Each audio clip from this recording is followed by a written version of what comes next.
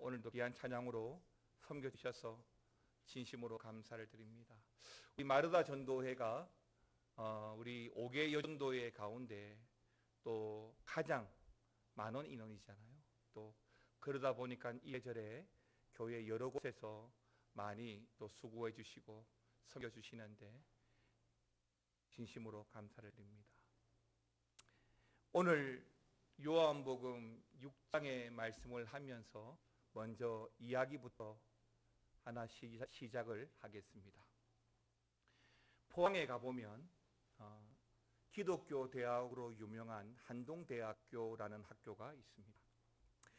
그곳에 상담심리 사회복지학부의 교수로 계시는 이지선이라는 분이 계시는데요. 이분은 22년 전에 23살의 친오빠와 함께 주일 오후 교회 성가대 연습을 마치고 차를 타고 집으로 돌아가던 중에 음주 운전자가 낸 교통사고로 인해서 온몸에 중화상을 입고 40번 넘는 대수술을 이겨낸 뒤에 지금 현재 두 번째 인생을 살고 있는 분입니다. 당시에 함께 타고 있던 이 이지선 씨의 오빠가 사고로 말미암아 정신을 차렸을 때에는 동생 이지선 씨의 몸에 불이 붙어 있었고 오빠는 입고 있던 겉옷을 벗어서 동생의 몸에 불을 끄면서 동생을 안고 겨우 나왔습니다. 5개월이 지나서 정신을 차리고 나서 처음으로 자신의 얼굴을 보았는데요. 이지선 씨는 그때 이게 뭐지? 라는 생각을 하게 되었답니다. 자신의 얼굴이라고 도저히 믿을 수 없을 만큼 끔찍하고 아니 흉측한 몰골이었기 때문입니다. 그것뿐만이 아니라 이지선 씨의 손가락이 절단이 되어져 있는데요. 처음에 교통사고가 났을 그 당시에 손가락이 절단되어진 건 줄 알았는데 사실은 화상이 너무 심해서 시간이 흐른 뒤에 추가로 절단 수술을 받은 것이라고 합니다. 이 추가 수술을 위해서 당시에는 본인이 직접 양손 절단 동의서를 써야 되는데 교통사고를 입고 온몸에 화상을 입은 것도 끔찍한데 양손 절단에 또 본인이 직접 동의서를 써야 한다니 이 얼마나 황당하고 당황스러운 일입니까? 사랑하는 성도 여러분, 하나님을 참 진실하게 잘 믿었던 한 자매가 더군다나 교회 성가대 봉사로 늦게 교회에서 집으로 돌아가던 길에 하나님은 왜 이렇게 이해할 수 없는 일이 일어나게 하시는 걸까요? 오늘 연약함을 도우시는 하나님에 대해서 살펴보면서 첫 번째 우리가 알기를 원하는 것은 하나님은 왜 이해할 수 없는 일들이 우리에게 일어나게 하실까요? 입니다. 사랑하는 성도 여러분, 보통 사람들이 하나님을 믿으면 안 되는 일도 잘 되고 잘 풀린다라고 생각을 하지만 오히려 하나님을 잘 믿는데도 불구하고 생활이 꼬이고 아니 꼬여있는 그 실타래가 풀릴 기미가 도저히 보이지 않는 어려움을 당할 때가 있습니다. 또 어떤 경우에는 우리들이 하나님을 믿는다는 이유로 세상으로부터 세상 사람들로부터 이해할 수 없는 비상식적인 요구를 받을 때도 있습니다. 사람들은 우리가 하나님을 믿고 있기 때문에 뭔가를 더 요구하고 이해하라고 말하는 것이지요. 그때 우리는 하나님께 분노하듯 따지지 않을까요? 하나님, 왜 이렇게 이해할 수 없는 요구를 나에게 하십니까? 하나님, 왜 도저히 납득할 수 없는 말씀을 지금 저에게 하십니까? 라고 말이죠. 오늘 본문에도 사실 이해가 잘 되지 않는 황당한 질문을 예수님이 주고 있습니다. 이해하시는 대로 오늘 본문은 떡 5개와 물고기 2마리를 가지고 성인 남자 5,000명을 먹이는 기적에 대한 말씀이지요. 예수님과 제자들은 배를 타고 갈릴리 바다 건너편으로 이동을 하셨습니다. 그리고 그곳에는 어떻게 알았는지 이미 예수님에 대한 소문을 들은 사람들이 예수님을 따라와 있는 것입니다. 예수님은 일부러 바다 건너편에 산 위로 올라가셨음에도 불구하고 많은 사람들은 거기까지 예수님을 따라 올라왔던 것입니다. 이때 예수님은 제자 빌립에게 도저히 해결할 수 없는 황당한 질문과 숙제를 던져주시는데요. 오늘 본문 6장 5절 말씀을 같이 보겠습니다. 예수께서 눈을 들어 큰 무리가 자기에게로 오는 것을 보시고 빌립에게 이르시되 우리가 어디서 떡을 사서 이 사람들을 먹이겠느냐 하시니, 그러니까 어디에 가서든 이 사람들이 먹을 수 있는 떡을 사오라고 반문하시면서 이 질문을 던지고 있는 겁니다. 여러분 생각 한번 해보십시오. 지금 이곳에 모인 숫자가 얼마라고 했습니까? 성인 남자만 5,000명이라고 했습니다. 아니, 당시의 시대상 다수의 여자들과 아이들까지 포함한다면 못 잡아도 2만 명이 훨씬 넘어섰을 텐데요. 이렇게 많은 숫자의 사람들에게 떡을 다 나누어 준다고요? 아니, 떡을 나누어 주라고요? 이게 가능한 것입니까?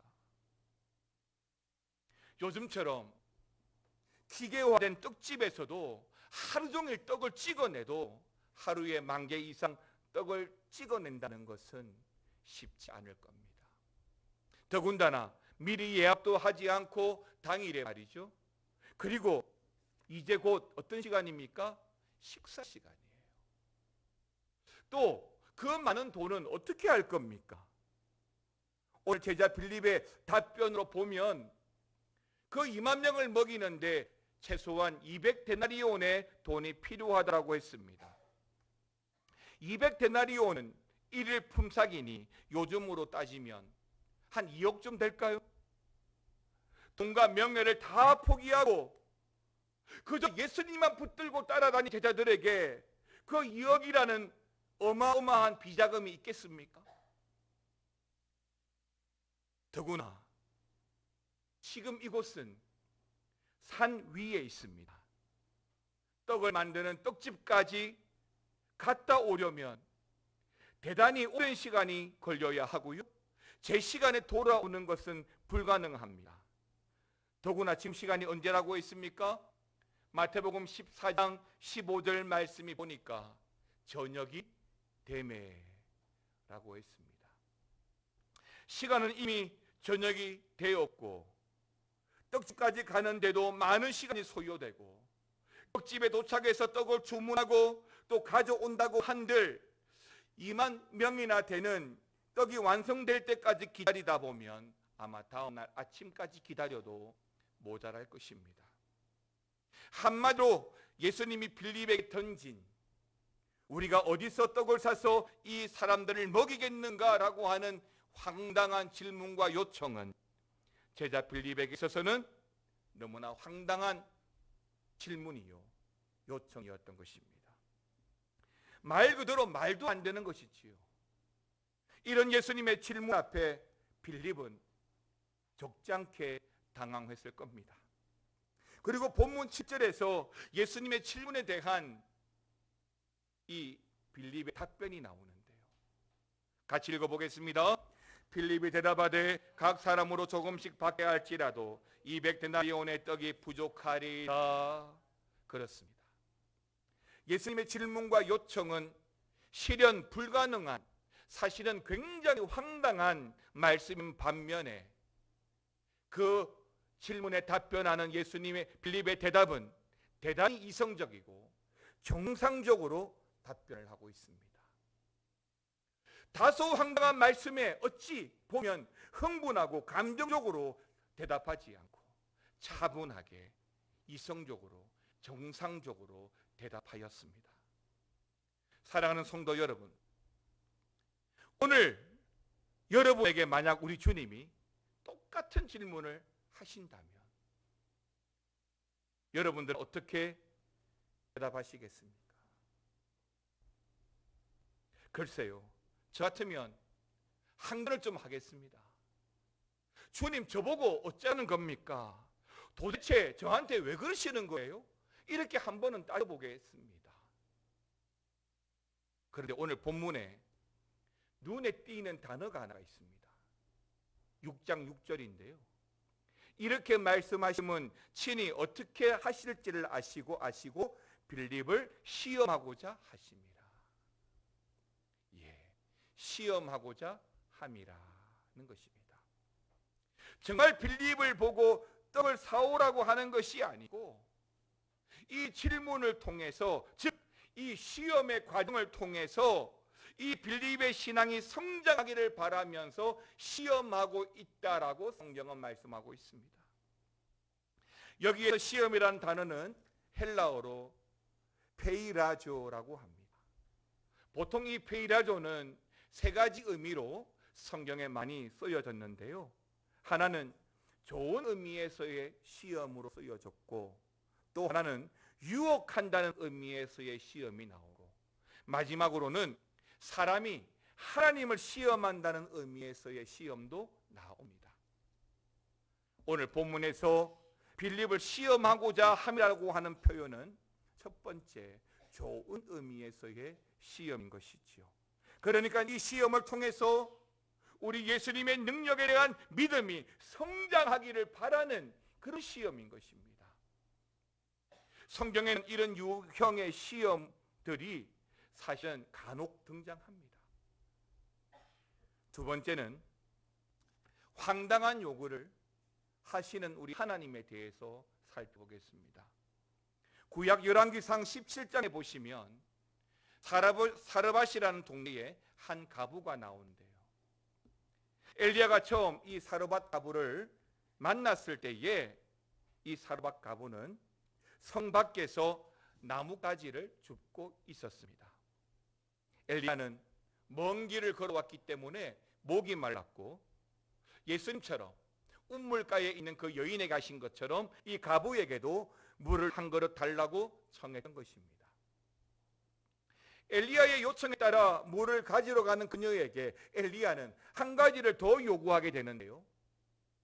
물만 떠오지 말고 떡 한 조각도 가져오라는 것입니다.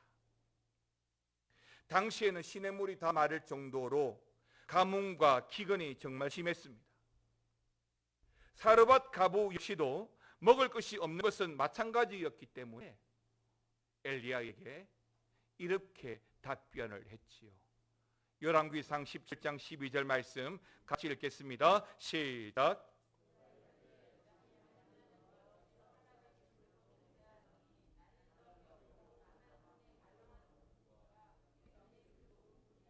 내가 나뭇가지들을 줍다가 나와 내 아들을 위하여 음식을 만들어 먹고 그 후에는 죽으리라. 이 사르밧 가부가 엘리야에게 이렇게 말합니다.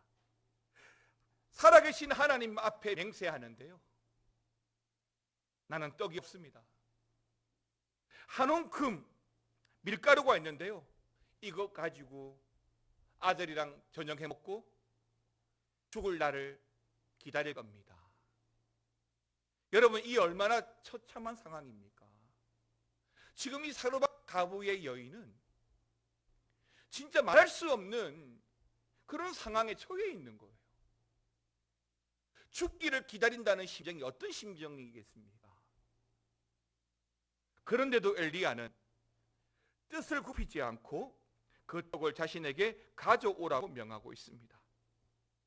먹을 것이 없어서 마지막 이 음식을 먹고 죽으려고 하는 가부에게 내게 먼저 떡을 가져오라는 것입니다. 본 적도 없고 누군지도 모르는 사람에게 자신의 마지막 양식을 내주어야 하는 그 상황은 정말 도저히 납득이 안 되고 이해할 수 없는 황당함 그 자체죠. 그런데도 하나님은 계속해서 그 사로잡 과부에게 명령하고 있습니다. 사실 성경을 읽다 보면 이런 말도 안 되는 황당한 일들이 한두 번 나오는 게 아닙니다. 우리가 잘 알고 있는 아브라함은 또 어떻습니까? 그도 하나님으로부터 황당한 요구를 받았는데요. 나이 100세에 겨우 아들 이삭을 얻었습니다. 내가 갖게 해달라고 기도한 것도 아닌데 어느 날 하나님의 사자가 찾아와서 너에게 아들을 주겠다 하여서 아들을 갖게 하시고는 또 어느 날 찾아와서는 그 소중한 아들 이삭을 바치라고 명령하는 겁니다.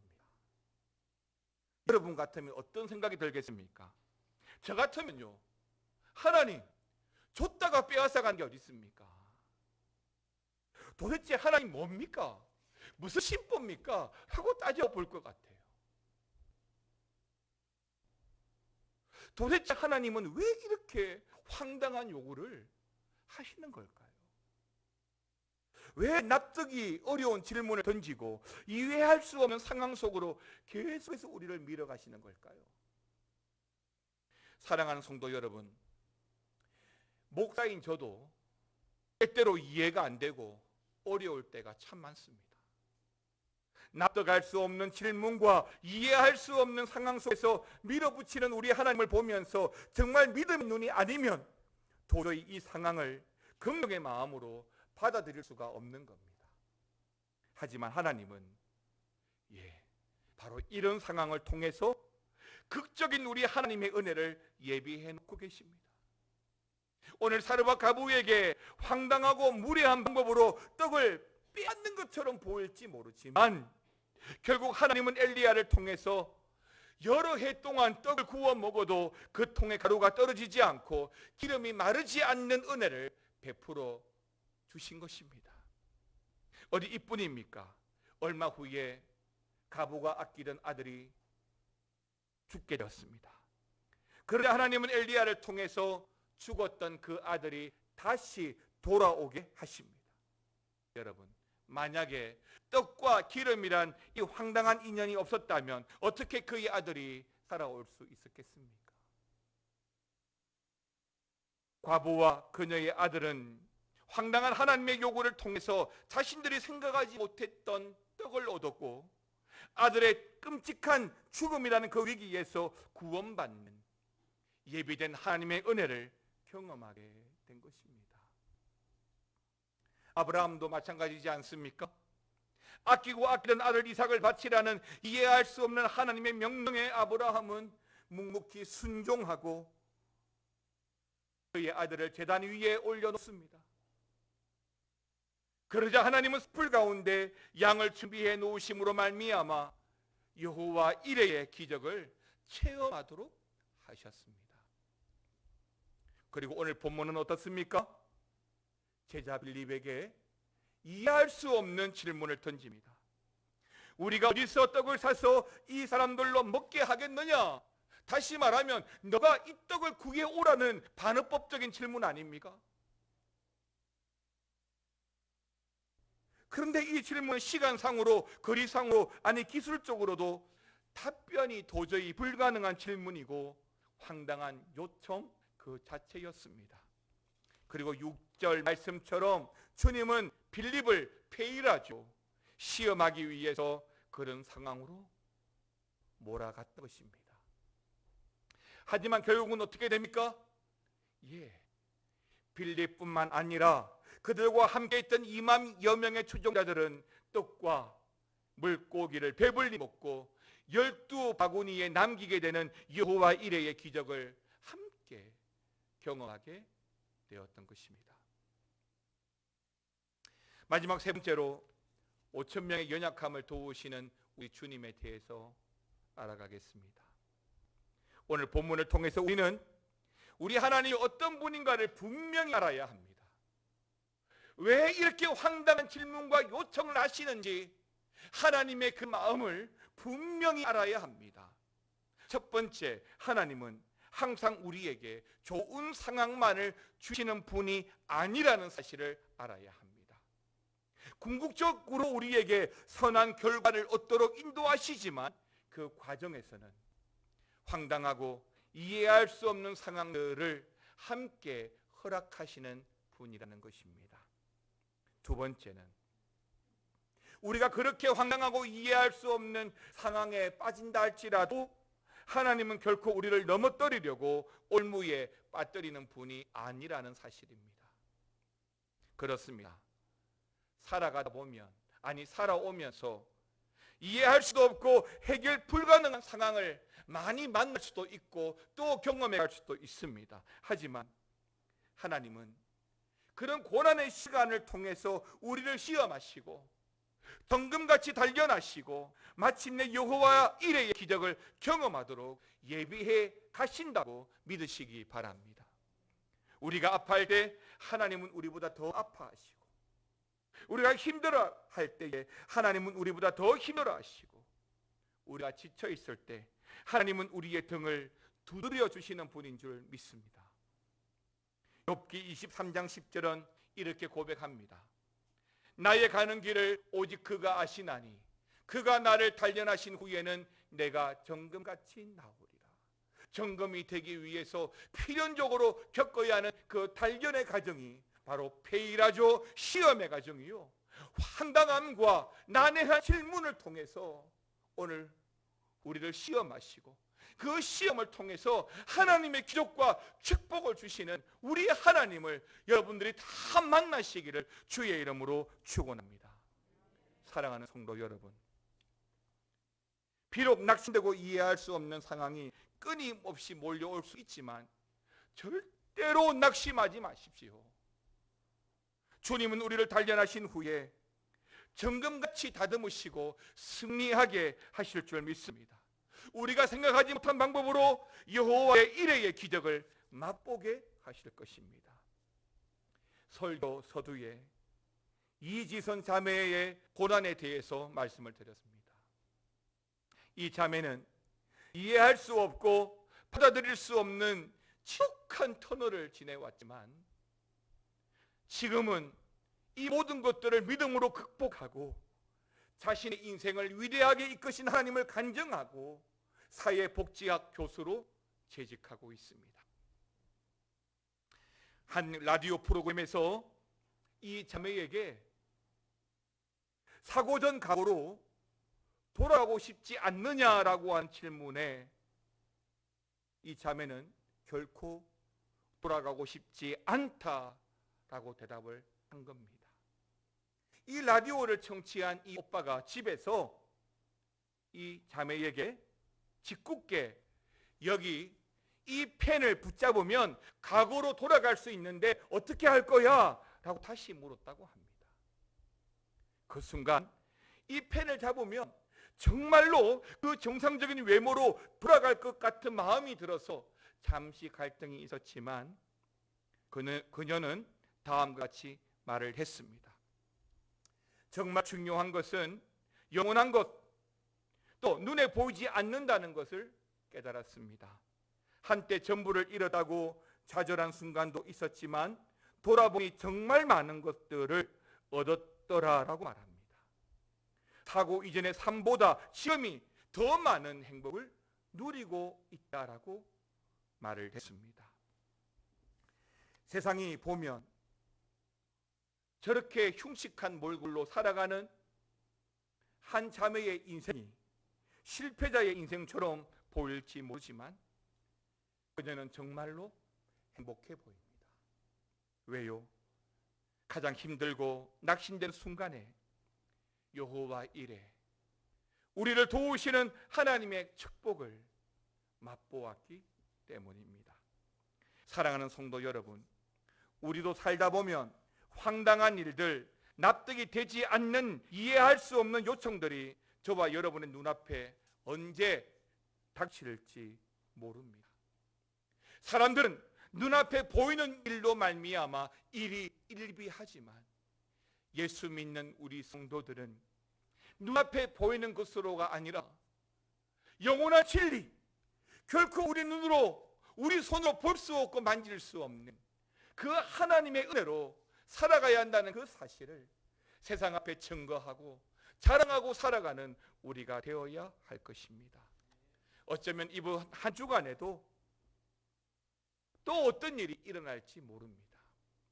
그때 여러분들은 낙심하지 마시기 바랍니다. 황당한 일들 사이에서 하나님은 이미 오병이어의 기적을 예비해 놓고 계신 줄 믿습니다. 납득이 되지 않는 신앙의 길 가운데 있다 할지라도 우리 주님이 걸어가신 그 길을 묵묵히 따라 걸어가다 보면 우리는 여호와 일의 기적을 만나게 될 줄로 믿습니다. 바라기는 이번 한 주간 어떤 어려운 일을 만나고 또 어떤 사망의 음침한 골짜기와 같은 절벽이 있다고 할지라도 결코 믿음을 저버리지 않고 걸어간다면 주님은 반드시 오병이어의 기적을 일으켜 주실 줄 믿습니다. 우리 주님은 위대하고 우리 주님은 능력이 많으십니다. 그 주님이 여호와 이레로 여러분에게 예비한 은혜를 반드시 베풀어 주실 거라고 믿습니다.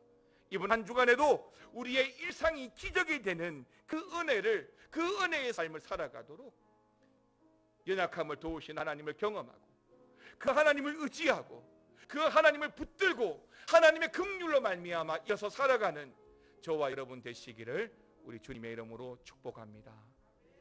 함께 찬양하겠습니다. 우리 주는 위대하며 능력이 많으시도다.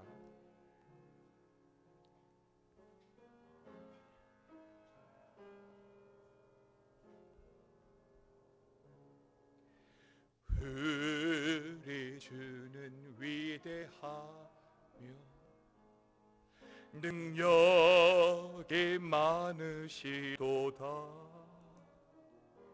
그의 지혜에 무궁하며 인자는 영원하도다. 상한 마음 상한 자들 고치시며 상처를 싸매시도다.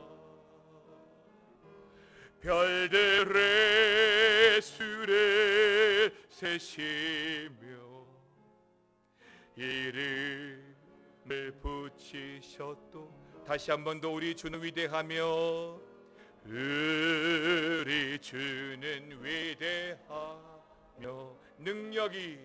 능력이 많으시도다.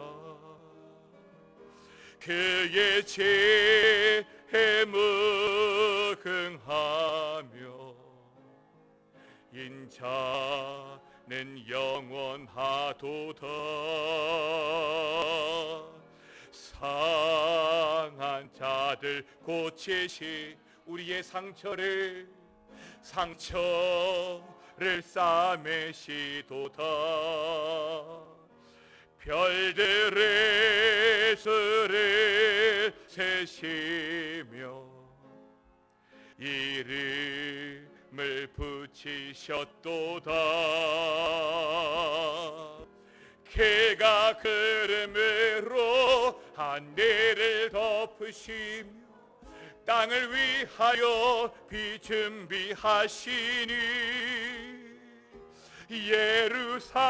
예루살렘아 여호와를 찬송할지어다. 내 하나님을 감사함으로 그 앞에 나가며 주 임재 앞에 다 함께 나셔서 우리 주는 위대하며 우리 주는 위대하며 능력이 많으시도다. 그의 지혜에 무궁하며 인자는 영원하도다. 상한 자들 고치시며 상처를 싸매시도다. 별들의 스를 세시며 이름을 붙이셨도다. 그가 구름으로 구름 위로 하늘을 덮으시며 땅을 위하여 비 준비하시니 예루살렘아 여호와를 찬송할지어다. 내 하나님을 감사함으로 그 앞에 나가며 주님 내 앞에 경배. 그가 구름으로 하늘을 덮으시며 땅을 위하여 비 준비하시니 예루살렘아 여호와를 찬송할지어다. 내 하나님을 감사함으로 그 앞에 나가며 주 임재 앞에 경배.